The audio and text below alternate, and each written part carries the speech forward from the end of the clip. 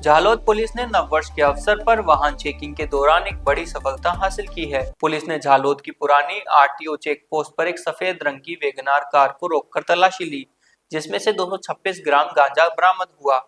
साथ ही 2 mobile phone और car भी जब्त की गई है। जब्त किए गए गांजे की कीमत 12,800 रुपए बताई जा रही है। साथ ही मोबाइल फोन की कीमत 5,500 रुपए और कार की कीमत 1 लाख रुपए है।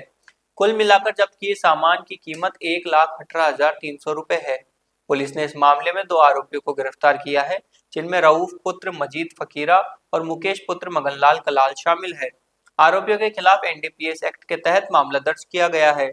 झालोद पुलिस ने महेसाणा पुलिस महानिरीक्षक आरवी असारिया, पंचमहाल गोधरा रेंज और पुलिस अधीक्षक रविराज सिंह जाडेजा दाहोद की ओर से विशेष निर्देश पर यह कार्रवाई की।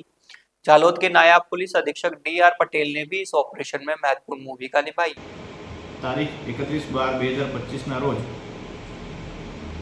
दाहोद जिल्लाની ધાવડિયા ચેકપોસ્ટ ખાતે લોકલ પોલીસ, એસઆરપી જવાનો વગેરેની ટીમથી વાહન ચેકિંગની કામગીરી કરવામાં આવેલ હતી।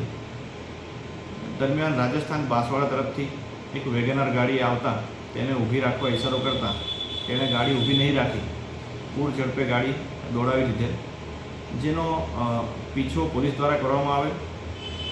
તેમજ જૂની આરટીઓ કચેરી ખાતે ગાડીને આંતરી ઊભી રાખી તેમાં તપાસ કરતા ગાડીમાંથી 12,800 રૂપિયાનો વનસ્પતિજન્ય ગાંજો, વાહન, મોબાઈલ વગેરે કુલ મળી રૂપિયા 1,18,300નો મુદ્દામાલ પોલીસ દ્વારા કબજે કરવામાં આવેલો છે અને પકડાયેલા આરોપીઓ રઉફભાઈ મજીદભાઈ ફકીરા રહે ઝાલોદ તેમજ મુકેશભાઈ મગનલાલ કલાલ રહે બાંસવાડા રાજસ્થાન નાઓના વિરુદ્ધમાં કાયદેસરની કાર્યવાહી કરવામાં આવેલ છે।